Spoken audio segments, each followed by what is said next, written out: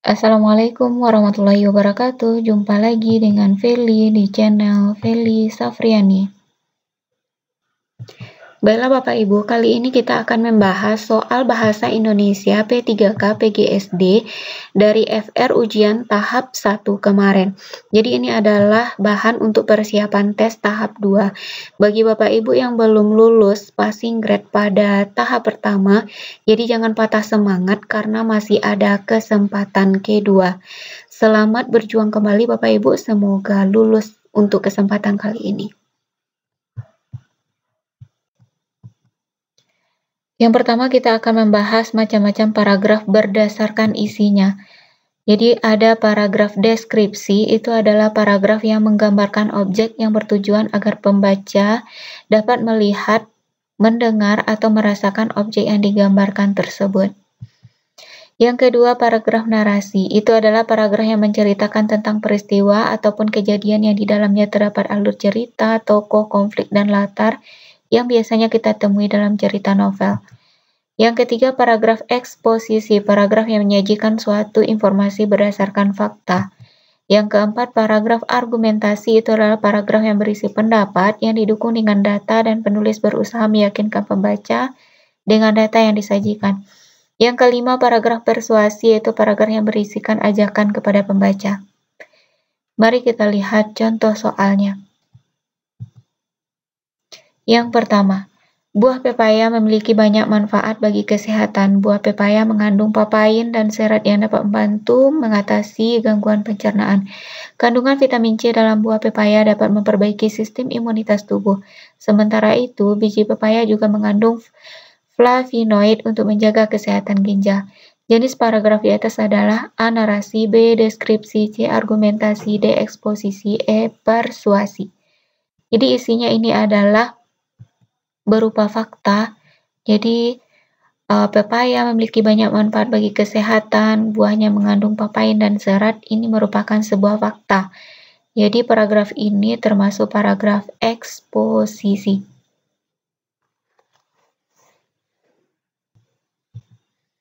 Soal kedua, menggunakan masker dapat mengurangi resiko penularan virus corona. Masker dapat menghalangi virus masuk ke tubuh.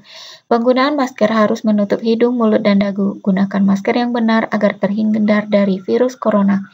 Jenis paragraf di atas adalah A. Narasi, B. Deskripsi, C. Argumentasi, D. Eksposisi, E. Persuasi. Jadi jawabannya ini adalah karena dia berisi ajakan, berarti itu adalah persuasi.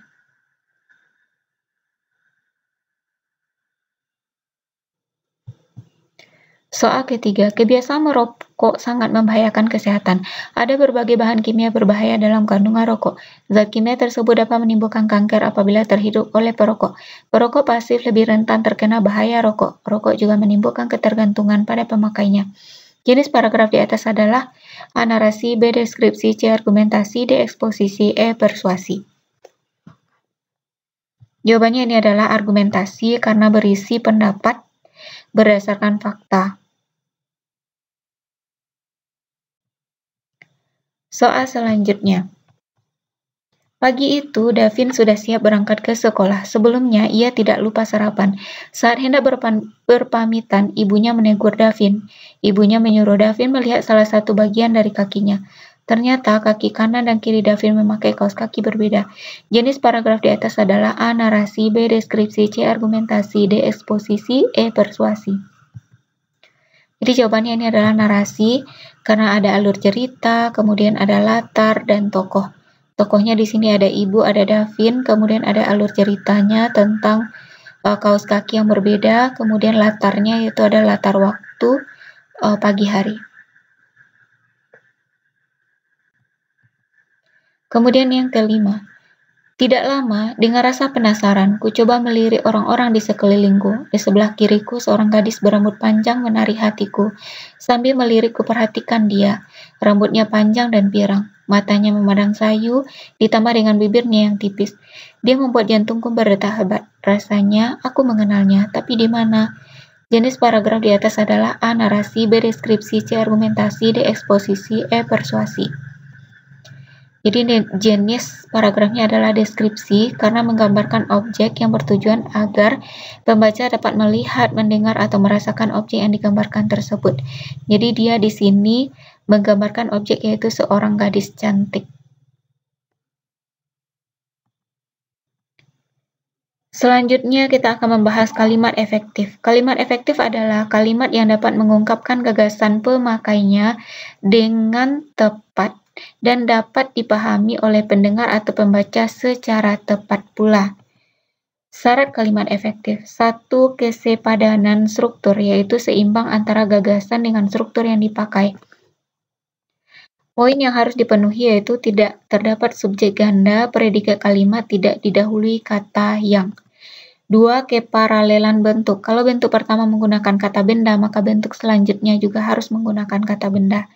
Yang ketiga, kehematan kata. Hilangkan penggunaan subjek, yaitu subjek hanya perlu disebutkan satu kali dalam kalimat, kemudian hindari kesinoniman dalam satu kalimat, dan perhatikan kata jamak. Yang keempat, kecermatan penalaran. Hindari kata-kata yang menimbulkan makna ganda. Yang kelima, kelogisan bahasa, artinya dapat diterima oleh akal sehat. Mari kita lihat contoh soalnya. Perhatikan kalimat berikut. 1. Bagi semua mahasiswa perguruan tinggi ini harus membayar uang kuliah. 2. Semua mahasiswa perguruan tinggi ini harus membayar uang kuliah. 3. Sekolah kami terletak di depan bioskop Surya. 4. Sekolah kami yang terletak di depan bioskop Surya. 5. Hadirin sekalian dimohon berdiri. 6. Hadirin dimohon berdiri. Yang termasuk kalimat efektif adalah A1, 2, dan 3, B2, 3, dan 4, C2, 3, dan 6, D2, 4, dan 6, E1, 2, dan 6. Jadi jawabannya adalah 2, 3, dan 6. Kita lihat yang pertama itu bukan kalimat efektif. Katanya bagi semua mahasiswa perguruan tinggi ini harus membayar uang kuliah. Penggunaan kata bagi itu kurang efektif. Sebaiknya langsung saja semua mahasiswa perguruan tinggi ini harus membayar uang kuliah. Kemudian yang ketiga itu termasuk kalimat efektif, yang tidaknya itu adalah yang 4, sekolah kami yang terletak di depan bioskop Surya. Seharusnya tidak perlu lagi ditambahkan kata yang. Yang kelima, hadirin sekalian dimohon berdiri, ini termasuk kalimat tidak efektif karena hadirin sudah menunjukkan kata banyak untuk semua orang, tidak perlu ditambahkan kata sekalian. Jadi cukup disebutkan hadirin dimohon berdiri. Jadi yang benar itu adalah 2, 3, dan 6. Soal ke-7, perhatikan kalimat berikut. 1. Pemberian penghargaan dapat menstimulasi semangat berkarya pemuda. 2. Kurangnya apresiasi dapat mengakibatkan malasnya pemuda dalam berkarya. 3. Aris menabung dengan tujuan ingin membeli mobil baru. 4. Bu Ina menyeduhkan teh hangat yang sangat manis ke dalam cangkir kami. Yang termasuk kalimat tidak efektif adalah nomor A1, B2, C3, D4. Jadi yang tidak efektif itu adalah 4. Bu Ina menyeduhkan teh hangat yang sangat manis ke dalam cangkir kami. Ini terlalu banyak pemborosan kata.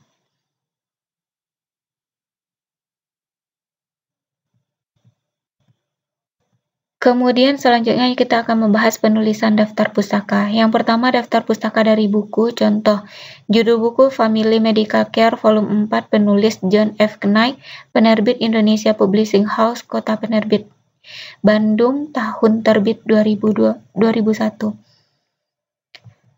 Cara penulisannya yaitu yang pertama nama dibalik, dahulukan nama belakang yaitu Knight, dipisahkan dengan koma, John F, titik, kemudian tahun terbit 2001, kemudian titik, judul buku Family Medical Care Volume 4 ditulis dengan italik atau tanda miring, kemudian kota terbit Bandung dan penerbit Indonesia Publishing House, di antara keduanya dipisahkan dengan titik 2. Jadi nama belakang ditulis terlebih dahulu, baru nama depan dipisahkan dengan tanda koma. Kalau seandainya penulisnya ada 2 orang, maka yang dibalik dan dipisahkan dengan tanda koma itu adalah hanyalah penulis pertama, sedangkan penulis kedua ditulis biasa saja. Kalau seandainya penulisnya itu banyak, cukup ditulis nama penulis pertama dibalik, kemudian tambahkan di kakak di belakangnya.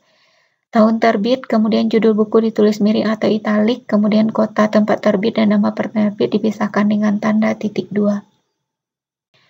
Kemudian yang kedua, bagaimana kalau seandainya sumbernya itu dari internet? Ini contohnya judul artikelnya, Inikah Dampak Mematikan Pemanasan Global, penulisnya Jeko Iqbal Reza, tanggal tayangnya 9 Agustus 2005, waktu aksesnya 10 Februari 2016 pukul 10.27, URL-nya adalah http //teknoliputan6 Inikah Dampak Mematikan Pemanasan Global.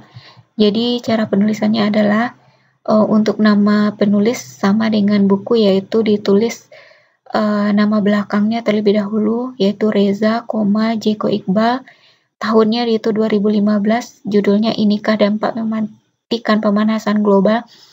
Penulisannya tidak perlu ditulis miring, tapi cukup ditambahkan dengan tanda petik 2, kemudian tuliskan alamat URL-nya, kemudian di antara judul dengan nama URL, kemudian diaksesnya kapan, tidak dipisahkan dengan tanda titik, tapi justru dipisahkan dengan tanda koma.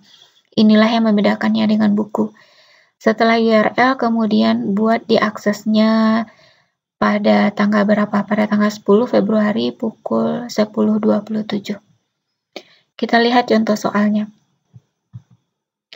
Penulisan daftar pusaka yang tepat untuk buku yang berjudul Komposisi karangan Choris Graf diterbitkan oleh Nusa Indah di ND Flores tahun 1985 adalah A. Graf, Goris, titik 1985, titik komposisi ditulis miring, ND Flores, titik 2 Nusa Indah. Jadi yang benar di sini adalah yang E. Jadi namanya dibalik, Graf, Goris, titik 1985, tahunnya, titik komposisinya ditulis miring, titik ND Flores ini tempat terbitnya, kemudian titik 2 Nusa Indah. Yang A mengapa salah? Karena ND Flores dan Nusa Indahnya itu diberi tanda kurung. Yang B kenapa salah? Karena di sini nama pengarangnya tidak dibalik. Yang C mengapa salah? Karena antara tempat terbit dengan penerbit dipisahkan dengan titik. Seharusnya dengan tanda titik 2. Yang D mengapa salah? Karena tulisan judul buku komposisi ditulisnya dengan tulisan biasa, tidak italik atau miring. Jadi jawabannya adalah yang E.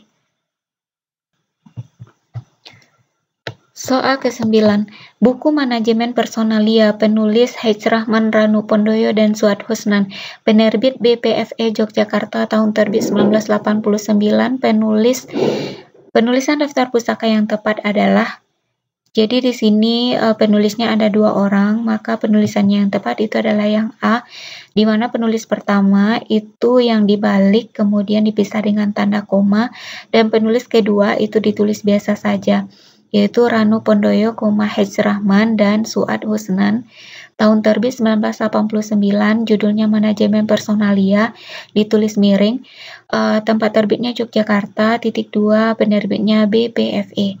Yang B mengapa salah? Karena penulis keduanya juga dibalik dan dipisahkan dengan tanda koma, ini salah. Yang C mengapa salah? Karena tempat terbit dan penerbit ditutup dengan tanda kurung. Kemudian yang D mengapa salah? Karena judulnya yaitu Manajemen Personalia tidak ditulis miring atau italik. Soal ke-10.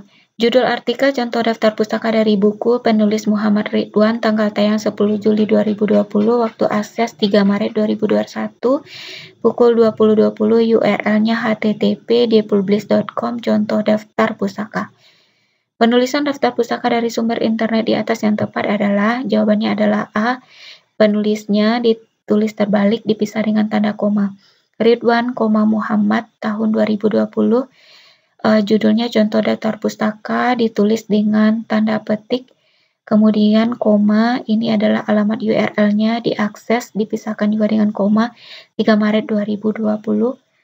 Kemudian yang B mengapa salah? Karena judulnya di sini ditulis miring tidak dengan tanda titik 2. Yang C mengapa salah? Karena nama penulis tidak dibalik dan tidak dipisahkan dengan tanda koma. Yang D mengapa salah? Karena di antara judul dengan alamat URL, kemudian diakses kapan, itu dipisahkan dengan tanda titik. Seharusnya cukup dipisahkan dengan tanda koma. Demikianlah Bapak Ibu pembahasan soal kita kali ini. Semoga Bapak Ibu yang gagal di tahap pertama, kali ini di tahap kedua semoga lulus dan mendapatkan poin semuanya di atas passing grade. Terima kasih. Assalamualaikum warahmatullahi wabarakatuh.